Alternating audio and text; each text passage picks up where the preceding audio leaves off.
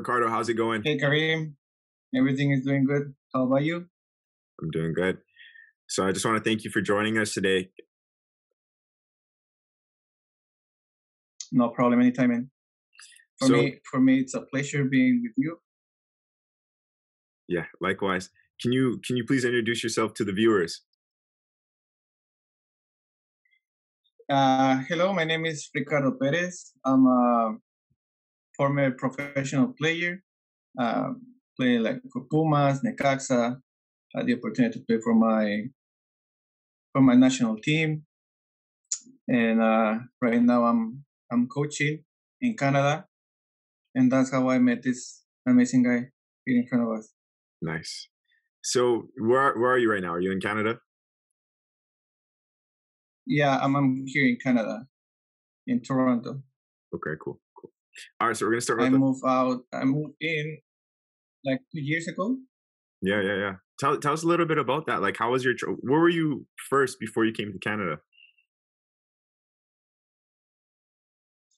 The idea of Canada, seriously, it was a little bit crazy because I came from vacation, 6 months, and then I said, I like it. You know, it seems like a nice country. And then I started looking for opportunities. You know, my thing is soccer. So then I started looking on, you know, like soccer jobs and this and that. It was a little bit hard at the beginning, and I had to go back to Mexico. But in stuck in my mind that I wanted to come here. You know, then I started looking from Mexico and other opportunities, and I decided to come. And then I started working on my paperwork, and thanks God now I'm here. Yeah. With work permit and then like the permanent resident. Yeah. But the idea of coming here was start from the kitchens, you know. I see. Yeah, that's. Before I was living in the U.S. What part of the U.S.? Oh, I was in many places. New York, Tennessee, Nashville, Miami. I was in Miami, and then I decided to come. Yeah, amazing, and you know it's brought us together. The game has brought us together. You're coaching me at A and B for a couple of months. What year was that? That was back in like 2020 before COVID hit, right? Yeah. I before COVID started. Yeah. And that's when I started working with A and B, Coach Bassam. Nice. Okay. And how's that been going with at A and B? No, it's really good. It's at the beginning it was a little complicated because it's different culture, you know. Yeah. And the way I was used to another type of coaching, another type of playing, and for me at the beginning it was a shock because some things or some I don't know how to say it, some ways to train, it was different. So even for the players, it was complicated, and that makes me look, I wouldn't say bad, but not that good. You know, it's like, okay, no, you know what, you need to chill here, you need to do this. And Coach Bassam has been, you have no idea how helpful that guy is. Yeah, it's impressive. You know him, and yeah. I've been learning a lot from him. Yeah, and actually, I'm very grateful to him because he helped me. And he had the patience, you know, and that's what we need sometimes. A little push, being hard too, but in a nice way, and yeah, it's for me it's been very helpful being working next to him. Yeah, Coach Bassam is great, and you're an amazing coach as well. I had that experience, which was great. So we're gonna start off with 6 fun questions just to break the ice. You know, who's your favorite team? No problem. Who's my favorite team? Yeah, your favorite team. I have no preference, but I always look or support the team that play better soccer. So before, when I was a kid, I was Real Madrid, well, the Zidane, Figo, Ronaldo, you know. And now the last few years is Barcelona. But in Mexico is Pumas. I spent a lot of time in Pumas in that club in Mexico, so my heart is in Pumas. And aside from Pumas, I just support teams that play good football. Got it. You used to play for Pumas as well, right? Yeah, I start since I was 5 in the academy. So then I start growing and going through all the categories in Pumas until I made it to professional. Yeah. Okay. We'll dive into that a little bit later on because I know you play for the Mexican national team as well, right? Yeah. Yeah. Okay. We're gonna dive deep into that a little bit later on. Who's your favorite player? Okay. Favorite player? Messi. Messi. Of course. Messi. All the time, Messi. What about your favorite pair of cleats? Favorite pair of cleats? Yeah, it was the Nike Tempo, and I had when I was in the US, I had one pair of shoes. They were white. I don't remember what model they were, but amazing, so comfortable. Jesus Christ, Sure, the best. And I've been trying to get them again, but I never find them again. they're done. What's your most memorable? Now I have to stick with whatever we have. Yeah. What's your most memorable moment in soccer? Like the one that comes straight to mind when I ask you the question. What's the first thing that you think about? There's two moments. The first contract, the first professional contract that I signed, and when they call me to the national team twice, but I explain you later that. But those two moments. Amazing. Okay. Can you talk a little bit about how? I mean, 3. Yeah. Oh, 3? Yeah. Can you tell me a little bit about how you felt like signing your first professional contract? It was from what other people can think. It wasn't that. I don't know how to explain it. I was excited, but I was more like yes, I made it. Like so I'm in a good path because I was very young. I was 15 years old when I signed my first professional contract. So you can imagine 15 years old and start making money. It was like a shock, but for me it wasn't the money. It was yeah, like I'm in a good path, so I'm doing good. And my first thought, it was I'm gonna give this money to my family. It was more like, okay, now I can give them something back from what they are giving me, you know. Yeah, it was more like that. It was personal, but it was more towards my family. of course, and that's a huge accomplishment that you're part. Like that's huge. So did anything change? Like once you signed your first professional contract, did anything change, or was it the same as you were an amateur to pro? Was it the same or was it different? No, it was for me. It was the same. My whole life I've been with soccer. So it's like I said, I'm doing good. I'm just gonna keep going. I'm just gonna keep going. I think it start changing later when I start making even more money, but not personally.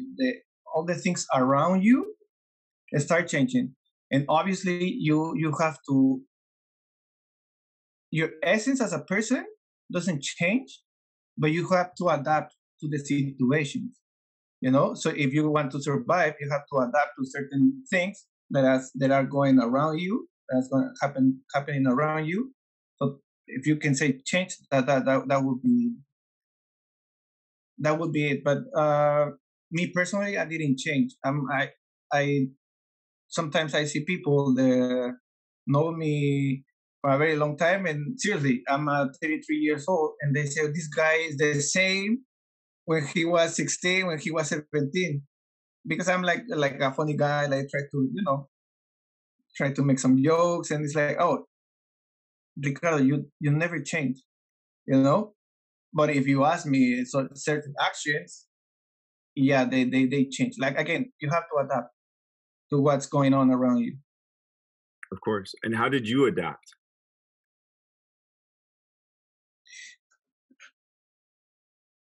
I mean, I don't know if I can say it, but see, soccer is really good because his his size like not that good. You know, you can see when you reach the professional level, it's funny because you have everything on the hand. So if you want, I don't know, like whatever you want, you have it just because you are someone, you know, and that's the complicated part. You have to be smart. You have to learn how to say no, when to say no, when to say yes. It's more about that, and unfortunately, it's has nothing to do with soccer because at the end, if you work hard when you're a kid and you keep working when you're 16, 17, 18, 19, 20, 21, you are the same. You know, it's soccer is just you grow up and you just keep working. Again, it's the things around you, they change. Right. But you as a person, as a player, you have to just keep working, your habits, this and that, and that's it. The things outside is the things that you have to be changing and adapting. I don't know if I've answered your question, but Yeah, you answered my but question. that's what comes to my mind. Yeah. So, through your experience, what was complicated for you? What type of experiences did you have that were complicated once you went from amateur to pro? What became complicated outside of the game?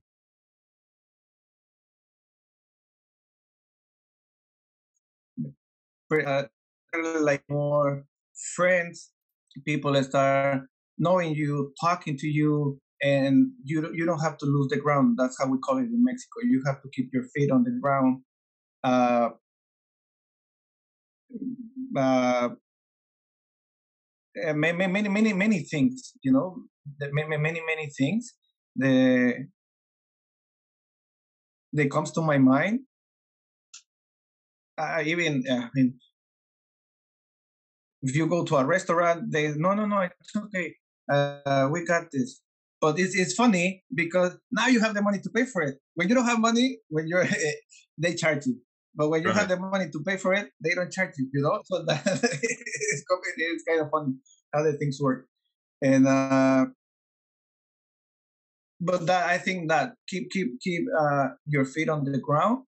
I think is the most complicated one, especially if you are coming from like me or like many of us. No, we are not coming from rich families. We come from families that have to work every day to support their family, and sometimes it's like I don't have money. Sometimes we do, sometimes we don't. Right. But now, when you are doing what you like, it's not a job, and you are getting paid and a decent amount of money. It's like, oh, okay, now I have money to buy everything, and you start getting crazy. And no, I think that's one of the most complicated parts to me. I think to become a professional, don't stop being who you are and keep the feet on the ground. But that depends of your family. I think the things around you. If you have people smart enough and people who really love you around you, you have chances to stay like that. Good. Great points. Great points.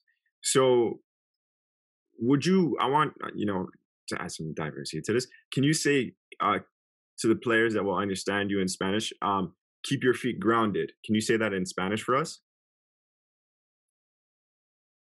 Yeah, sure. Es mantener los pies sobre la tierra. Yeah, and I think that's very important. So can you dive a little bit deeper into why? Like, why is it important to keep your feet on the ground, once you reach a certain level in the game? Why is it important? because when we're kids, when we're young, you think that it's gonna last forever. Well, you think that we're gonna be professional uh, our whole life, and that's not true. So you have to understand what we have right in that moment is not gonna last. You're never gonna get that money when you were 40. Uh, you have to understand that that's how um, people is talking to you because you are someone. You can give them tickets, you can give them a T-shirt for free, you can pay the bills. They're gonna start asking for favors, and you have to know it's not because they love you, they like you. It's because they can get something from you. So that's one thing about the money. Uh, Tomorrow you can get injured, you have nothing, and you have to start all over again, and it is sad. But when once, and that happened to me, once that you are nobody in soccer, like when you are not like professional and you're not active, if I can say it that way, you cannot believe how sad it is. They realize that people stop talking to you and stop messaging you, texting you, uh, wishing you a happy birthday. It is really sad. So that's when my the way I think is you just care about your family, and the friends with the time, and that's a sad part on this. And you have to realize that it's not gonna last forever. So you have to invest your money. You have to know how to use it. Yeah, spend if you want to with some things that you want to have. Of course, there's nothing wrong with it. But being smart and knowing that tomorrow you have to be like very, very conscious that tomorrow you cannot have anything. It is what it is. Even if we finish this conversation, it can be over. You never know. And that, I think, that's way too complicated. Way too complicated. It's more than going start training and every day and the gym and soccer and the training sessions. That's the most complicated part for me, my experience, my opinion. Got it. And you said the same thing happened to you. Were you playing pro and then you got injured? Was that something that happened? That like Well, I stopped playing because I broke my ankle, my knees, and the Achilles at the same time, all three at the same time. and that's what. Yeah, I was trying to slide tackle, and actually it was here in Canada. That's why I started coaching because I was playing here, and I tried to slide tackle. I think you say it that way, Yeah. and it was turf, so my shoots got stuck, so all my body twist, and I broke everything. And I thought I will never play again. And I mean, unfortunately, yes, I played a little bit more, but that's when I realized, like, oh my God, it's like it can be done. Like I told you, it can be done. So you know what, I need to start preparing something else in case. And then I started the coaching path, and I really like it. Nice. I'm glad you're enjoying it. So Yeah, and when I was young, sorry. no. Sorry. Keep going. No, I was playing second division, and I was on the bench back then, and I was we were about to travel in, and we were playing a friendly game against some kids, third division, where that when you're kid like pa, and it's like crazy because we were playing against us, and well, the guy on my position, he felt like something on the leg, like no, it's okay, I'm going out. It was like 3-4 minutes before the game end, and it's okay, Ricardo, go just finish the job and let's go home. So they tried to cross the ball bounced, and I tried to hit the ball to the left winger, but I didn't see one kid from behind. He came running, and he hit my head in this side on my left side. So how do you say when you have like when you saw the conscience and start like shaking? How Yeah, do you you're say right. it in English? You're right. Like convulsions? You lost consciousness or a concussion? Yeah, and my body started like shaking. Oh wow. Yeah. Wow, wow, wow. So well, they took me to the hospital, and yeah, okay, everything seems okay, but you have something on your head, so you cannot play until we see what is it. Long story short, it was a tumor on my head. Wow. Yeah, I don't know if you can see it, but it's still here. So they told me no more soccer. They told me you have a tumor on your head, and it's like it's okay. But when I had to go, when I can go back to play, like no, you're never gonna play football again. I never cry again like that time. I was crying like you have no idea. When I was young, I was playing professional and everything, and they all of a sudden like no, you cannot play anymore. And it's like no, and you need surgery. Like no. You're not gonna touch my head, but not because of me. When you're young, you don't think about those things, not because like something's gonna happen or whatever. Like, no, I want to keep playing and I'm gonna keep playing, but you can't. Oh, yes, I can. I be playing like that. I didn't even know that I had it. So I'm gonna keep playing. And they told me, well, it's your choice. So like it's 50-50, right? And they Yeah. told me, yeah, it can happen, cannot happen. So I stopped for a year and a half, almost 2 years. All the tests, going to the doctor, this, and that. And at the end, I said, no, I'm not going to do anything. And then I'm gonna stay like that. And then I start playing again, and I still have it actually. Mhm. Yeah. So Yeah. So that's why. Well, so when I stopped, nobody was there but my family, my real friends. So that's what I told you. And right now, same story. yeah, of course. That is life. So I'm going back in time again, Yeah. like you were 15, you signed your first pro contract. You're still a very young man. Did you have an agent to help you sign this professional contract? Did you have a lawyer? No, no. Everything. It was on my own, and my dad. My dad used to help me. My dad, it was like, okay, you know what? We're gonna play against Necaxa. That's how I get into Necaxa. So what my dad did is like, coach, okay, you have 2 minutes, please. And it's like, yeah, sure. My son is playing here. He's gonna play today. He wants to play on your team. Can you please watch him and let him know if can you please watch him and see if he can be useful to you? Sure. 1 minute, like that. Okay. So I think the coach had that on mind. So obviously he started looking at me and then, okay, yeah. So my dad at the end of me not knowing that, okay, I didn't know. After that, my dad told me, and it's like my dad at the end of the game, and thanks God that game I played good, and it's like the coach approached my dad approached the coach, and it's like, so what do you think? No, he's a good player. He can be part of the team. So you let me know when. So my dad used to do all those things when I was kid.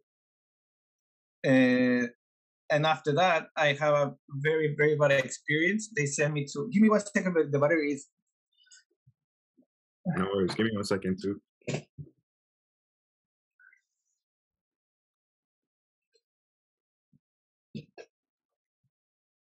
Sorry, man. It's the battery. It's about to die, and I don't want to cut it. No worries. Yep. Sorry. No worries. I'll just cut that out. Good. Yeah, so that's amazing that your That's dad what I did said. that. Yeah, that's amazing. Yeah. And after that, I told you I had about a very bad experience with one. As he sent me to another place, Yeah. and he was like, yeah, and obviously he charged me. He used to tell me, hey, I need 500 because I'm going to talk to this guy. Okay, here's the 500. I need 1,000 because I'm going here and I need a room and I need my phone and this. Okay. At the end, after I don't know for how long he got me a tryout, and when I get there, they're like, "Who are you?" And they go like, "Some this and that." Like, we don't know that guy. And they're like, "But what do you mean?" It's like, "No, nobody talked to us about you." It's like, but they gave me the opportunity because I was there, Yeah. and Yeah. it was like, okay, but it was more for like, oh, I feel sorry for you than actually an opportunity. I start calling this guy, hey, what happened? What happened? No, let me check. Let me check. That was the first 2 days, I think. After that, voicemail. He left me. So what I had to do is start working, selling close to the club. It was one guy who uh, I started getting a good relationship with. He said, hey, man, you know what? They happened. Can you please? And that's how I got money to my ticket back. Obviously, at the end, I didn't make it to the team because the roster was complete. It was full. It was done already. So I had no chances. So I had to work selling coconuts, like fresh coconuts, like fresh water. Yeah. And then I got my money to the ticket to go back home. And then after that, I decided not to have anyone because whatever it is business. It's money, and that's sad because you are making money with the life of a person, with the future of a person, Hmm. and people don't care. And that's the stuck on my mind. Is like no. As any kind of business, you can find good, you can find bad, right? I'm not talking about all of them are the same. Of course not. But in my opinion, that's the experience that I have. So I decided from that point, I decided to go in by myself. Me go in and talk to the coaches, send emails, uh, go personally to the club, and stay there hours outside of the clubs, and give me an opportunity. Please go into the draft. So everything it was by myself. Got it. And probably I could make it. Probably we never know, a little bit higher if I have one. But I know, and I'm happy. And I'm happy because everything what I do, what I did, and what I have is because of me. And I think there is no greater satisfaction than that. Whatever it is, good or bad, it's up to you, and it's because of you. You don't own anything to anybody. You know. Yeah. That's my personal opinion. It's Got it. Those are great points. I mean, that was when you first told me about that experience. That's insane. Uh, How old were you when that happened? 19. Wow. Yeah, and this happens all the time. This is Yeah, nothing new. yeah, no, that happened. Probably I wasn't the only one. Yeah, I'm 100% sure that I wasn't the only one. yeah, yeah. I mean, did you have you seen my book? I mean, I saw it, but not read it. Yeah. We'll send you a copy. We're gonna send you a copy. I'll make sure. So basically, the 2 points that we talked about, Thank you. for sure. We talked about injuries, and we talked about agents. So we'll start off with injuries. Both topics are in my book. It's called "I Want to Become a Professional Soccer Player." on Amazon. If you just type in my name, Kareem Ray, you guys could find the copy. So injuries. Let's go back to injuries real quick. No one can like get away from an injury. I think that everyone that plays sports has experienced at least one injury. Would you agree? Yeah, of course. It's something that you need to be aware of. Right. It's part of the job. You are exposed every second. Right, exactly. And then do you think that you already did mention it. So should players already be thinking a pathway outside of soccer, like when they're in their career? Do you think they should be planning ahead? Yeah, I will say yes now with my experience, Yeah. but I will say no when I was a player because I never thought about it. For me, having an option B, I think they can make you lose focus on point A and don't give you 100% on point A. You know, that's why, in my experience, it was soccer all the time. Every time I have good opportunities because, for example, my brother is I don't know how to say, it's kind of manager. I don't know. It's like a big position in a huge company. It's huge company around the world. It's like knowing around the world. So he is it's the owner of the company, and my brother is below him. So you have an idea. He could have how do you say got job for me in different companies, very good money, and I said no. Mm, You need to go to a school. I said no. I mm, finished my career when I was 28, and just that it was just because to give some to my dad, to my family, to my parents, because hey, go to school. And like no, but if I go to school, uh, I have no time to training. I don't have rest. I'm gonna be dead. This and that. So I will say yes. You need to have an option B, but if it, in my case, work not having an option B and always take to soccer. Always take to soccer. But if you, I mean, it's a very complicated question, man. It's really complicated. yeah. The best option, the smartest option, it will be yes. Of course, you need one. But my opinion is you need to focus on option A first, 100%, and then you will see. Then you will see. Yeah, of course. It So doesn't work. yeah, What do you think about that? no, I honestly agree with you. I agree with you. Um, what I would say now, knowing what I know now, is that I had the same mentality too. When I was a bit younger, I'd say just focus on soccer, soccer, soccer, soccer. But now, knowing what I know now, I would say it's good to have a 20-year plan.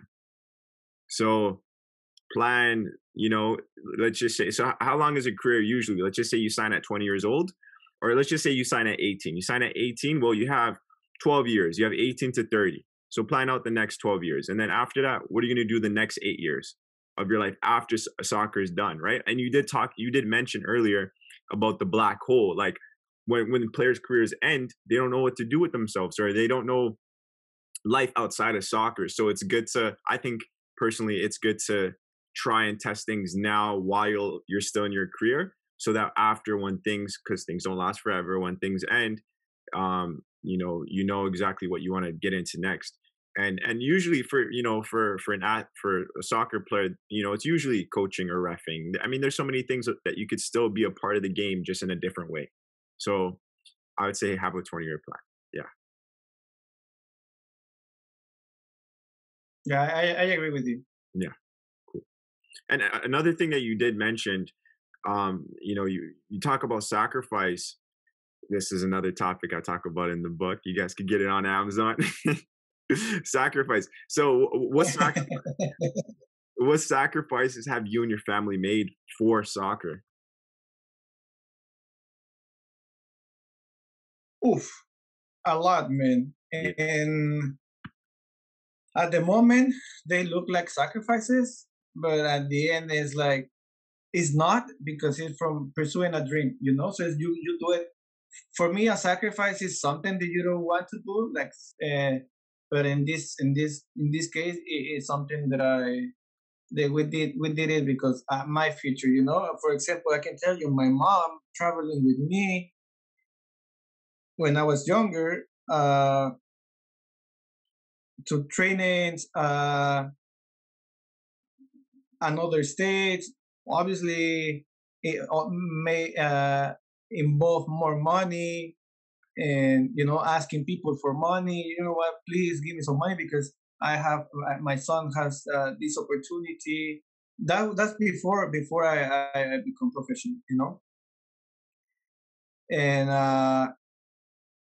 humiliations of some of the clubs. Um, for me, that was the most complicated. See my family suffering for me. That was complicated because it was like, oh man. And see, for example, my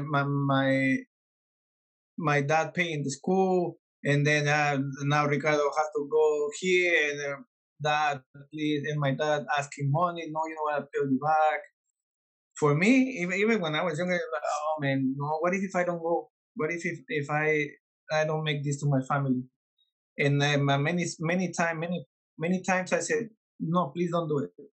I can stay at home and I can stay like, no, we're gonna do this for you, but just do what it takes. Please do what it takes, and realize what the effort we are making.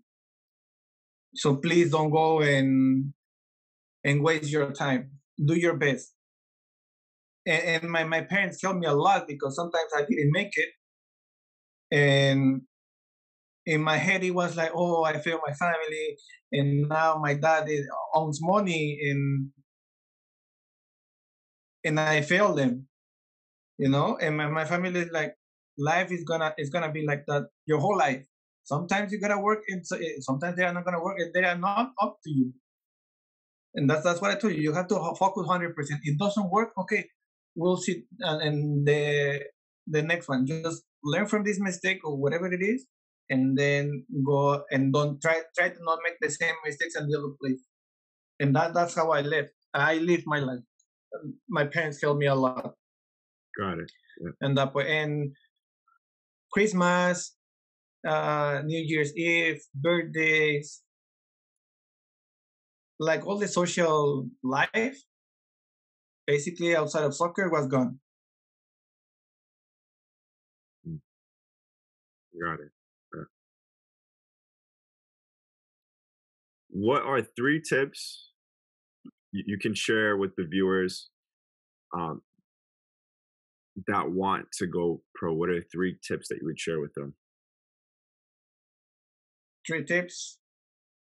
First of all, be disciplined. I have a phrase. It is like, when the motivation is gone, you have to be disciplined, because when you are motivated, you can do whatever you want. Like, wake up 3 a.m. and you do it. It's easy. It's easy, if you can say it that way, when you are motivated. The problem is when you are not motivated, you need to be disciplined. I think that will be one. The next one, no matter what, even your family tells you, uh, you have to pursue your dream. And I'm telling you this because, again, I told you the example. My family support me, but at the end, obviously, all the is go to school. Things can happen. This and that. Go to school. Go to school. Go to school. Mm, No, and I said no, no, no, no. And my parents like, go, and I said no. At the end, they always support me. I told you, they always were with me, and I'm more than grateful to them, thankful to them. But pursue your dream. If your coaches say no, you're not good at player, but you think that you can make it, go, go and keep working. I wasn't the most talented player on my teams, and I don't know why. I mean, I know why. I I always I always play. I always travel. I always stay on the team at least one more year. You know, I made it. Seriously, what I accomplished is something that a lot of players with more talent wished to accomplish, but they didn't make it. You know, even more talent. You have no idea how much talent players on my career I left behind. But they told me you have to be here 7 a.m. I was 6 a.m. there. You need to stay 2 hours. I stayed 3 hours. You need to go here. I go there. When I was on the national team, I remember the first day they told me, "Yeah, we're gonna start the concentration is 9 a.m." I was 6 a.m. I was 6 a.m. over there. You know, Yeah, so it's that you always if you know if you know yourself that you are not talent and not that talented, work in your weakness and work 3 times more than the guy who has talent, because the guy who has talent, it's easy for him, or it's easier than what it is for you. So work hard. That would be my three advices: discipline, pursue your dreams, and like work hard yeah. as you can. Those are amazing, strong tips. Strong tips. So, before you go, can you mention all the professional teams, your national team that you presented, that you've played for? Can you mention all the teams that you played for professionally? Yeah. I start, like I said, with Pumas. Then I went to Necaxa. Uh, After Necaxa, I was Puebla. Then no, sorry, I'm like it's Atlante. Yeah, Atlante was first, and then Puebla. Then second division, Interplay del Carmen, Cotitlán. Cotitlán it was like how do you say it in English? It was part of one club, Toluca. Got it. Then I went to the US. Yeah. Then I went to the US. I played in Tennessee. Then in Miami FC, and then I sorry. Then I came here to Canada. I played League One Oh yeah. What team did you play for in this one? and in Aurora. Aurora. Got it. Yeah. And that was that it? Yeah. And after that, huh? You're like frozen, freezing. Yeah. What was the last team that you, I didn't hear the last thing, man. what was the last team you played for? Oh, and then when I played for the national team, that was like the last like formal soccer play that I played, and it was funny because there is a union around the world that's FIFPro, and that is like a union for players. And in Mexico, the way it works is they take away 1% of your contract, of the professional contract. Each professional contract in Mexico, they take 1% from you, from all the players. So they have this service that they make a national team. So those players start playing every weekend or every other week against first division teams, second division teams. You're traveling all around Mexico. So they, for example, you this weekend you go and play with Pumas, and you play with Pumas, and Pumas is like, oh, I need a midfielder. Oh, I'm gonna take this guy, and I'm gonna take this guy, and it's like that. That's the service that they offer. That's Got, why they take that money, right? But got it's it. professional coaches. It's like a club, but without getting paid, basically. So I was after Aurora. I was in that national team, and the coach. It was December. I remember perfectly. That's what I was telling you. You always has to 100% on soccer because he said, "Hey, we have a friendly game," but he didn't say against who. And it was vacations. We finished. This is next week. It was Friday, and he said next week we're gonna have another friendly. So who is available? And a lot of guys said no. I'm going for my vacation. I booked already my tickets, the hotel rooms, and I'm going to stay with my family. This and that. Okay, we were like 28. At the end, only 14 guys, 14, 15, I think, something like that. Say no, I'm gonna stay. And me is like, okay. And behind me, first than me, it was two players, amazing players. I wouldn't say the names because I will be, Yeah, of course. but amazing players, amazing players. And they said no, big names. Huh? I'm telling you, I tell big names. And they said no.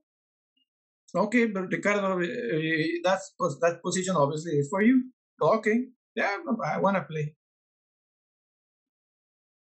When they left, when the rest of the players left, the coach told us, we're gonna play against the camp of the national team, the last camp of the national team. And it's like, okay, good, amazing, let's enjoy it. So then we trained the next week, we play against them. It never crossed to my mind.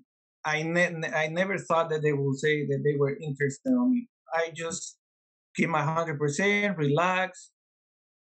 It's like, okay, I did my part, but not knowing that they want to see players.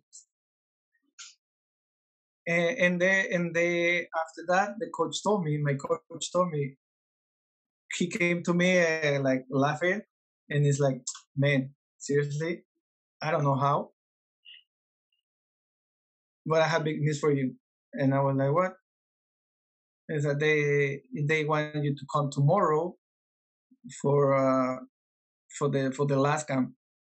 And I made it to the last camp. I started training in the last camp. It was for the World Cup and the World Cup, the Gold Cup. And then I made it the last camp on December. They decided to come players, and then they sent me to kind of the final roster, like the formal group. Yeah. It was 30 players, and I was training with them, and I didn't make it to the last roster, the one who went to the Gold Cup in the US, and then they sent me to beach soccer, the national team of beach soccer, and then I started playing beach soccer. Got it. Okay. Yeah, that's how it is. But I always tell my kids to train that it's that, because your choice, if you want to be a soccer player, your choice always has to be soccer. I say no, I have my family, but yeah, I want to stay. So it wasn't good. A lot of people said it was good luck, but it wasn't good luck. It was that I choose play soccer instead of going for vacations. And again, it didn't matter that more talented players were before me. I made it because my priority was soccer. You understand? I understand. So it wasn't good luck. People say good luck. It wasn't good luck because I did what it took to make it, which it was forget about vacation and I'm getting this opportunity. And the opportunity came for the people for the one that it was ready for the opportunity, which it was me, not them. They were talented, 100% more talented, but they didn't do what it took. And I did. So that's when people say, I'm talented, I'm going to make it. No, that's not true. You are completely wrong. That's not true. Thanks. The people who is going to make it is the people who makes whatever it takes to make it, to make that happen. Whatever it is, if you want to make it, you are going to make it. Doesn't matter who tell you that you're a bad player, good player. No, if you think you're gonna make it, you're gonna make it. I wanted to ask you. You said, it goes back to your mind. It's what you're saying right now. But how did you have that determination in your mind to say, no, I'm not going to go to school. I'm not going to go to school. I'm not going to go to school. I'm going to focus on soccer, focus on soccer, focus on soccer, right? Where did this determination of just focus of what you want? Because at the end of the day, you're talking about the decision. It was a decision that you made that you're not going to go on a vacation right now. You're going to focus on soccer. And that's what gave you the opportunity to be on the Mexico national team. That's what made you go further up with the Mexico national team. How, in your mind, how did this come about? It's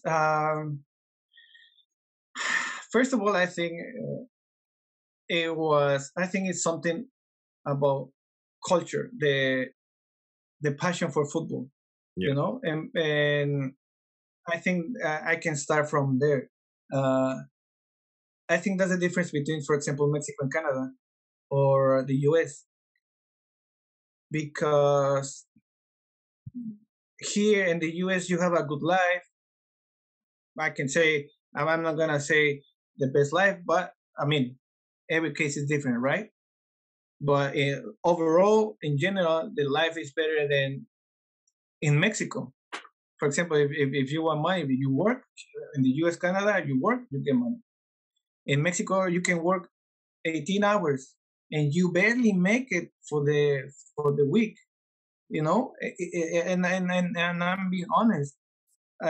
People who works in construction can work 18 hours and they have like a very poor salary, and they not even make it.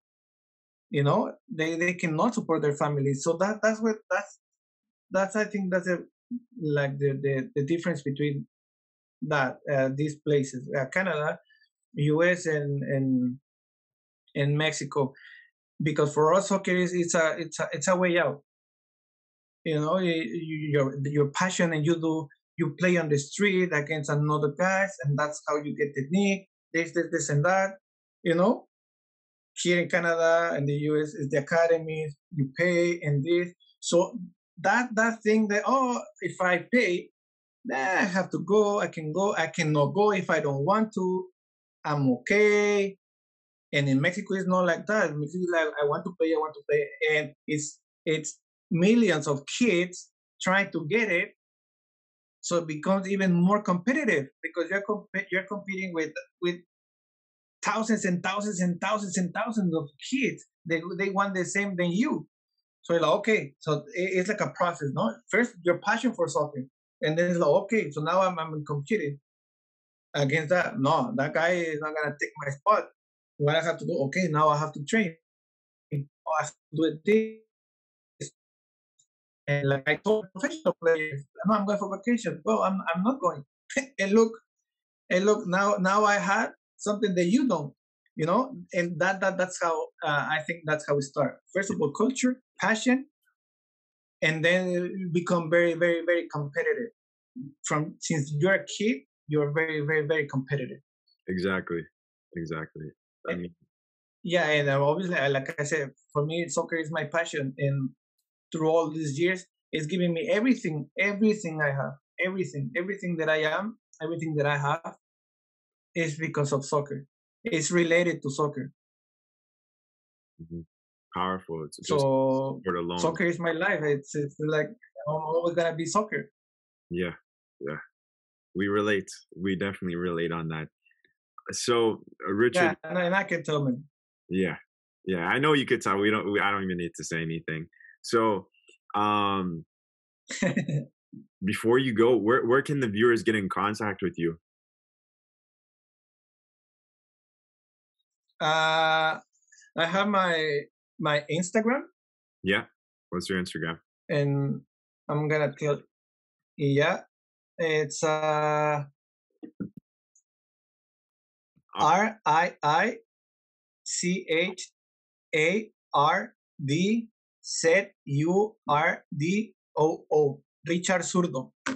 Got it. Okay, guys, go check out his Instagram if you want to get in contact with Ricardo. He has some big things coming up as well. And we could do another interview for that and talk about that to give it more exposure and talk about your future plans. And Ricardo, again, I really appreciate you taking the time to do this interview. Thank you.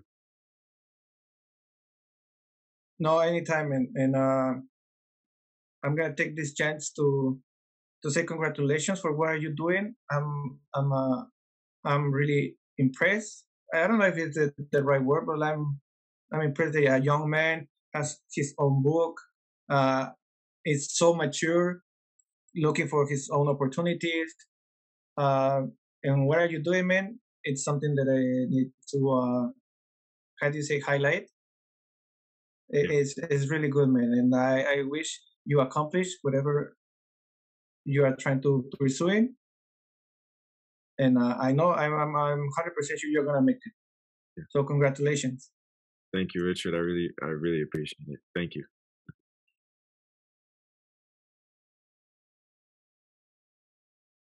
No problem at any time.